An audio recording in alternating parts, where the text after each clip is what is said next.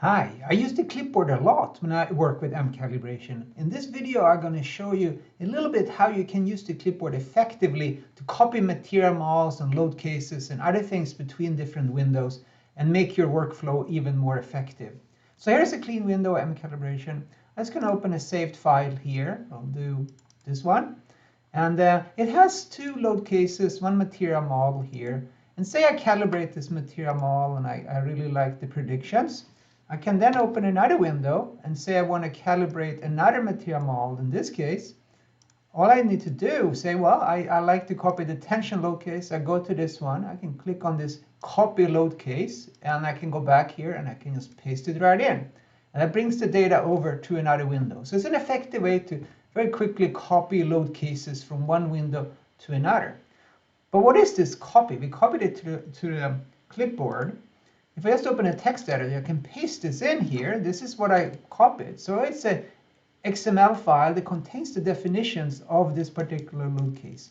So you can manipulate these clipboard contents in some other way. You can automate things if you like, using, for example, Python to generate files and information that you paste into your clipboard. So that can be an interesting way to streamline your work. You can also copy material models. So if I take this one here, and I can go back here, I can go to the edit and paste it, and it brings this particular material model into this window, and that's something I can work with here as a starting point.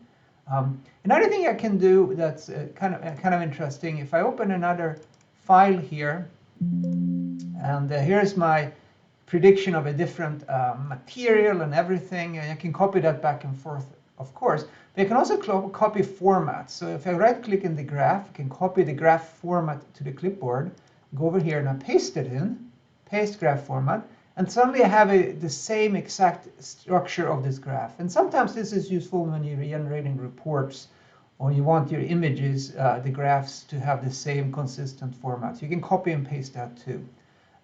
So I hope you found this useful, and if you have any questions about this, you can just ask them below.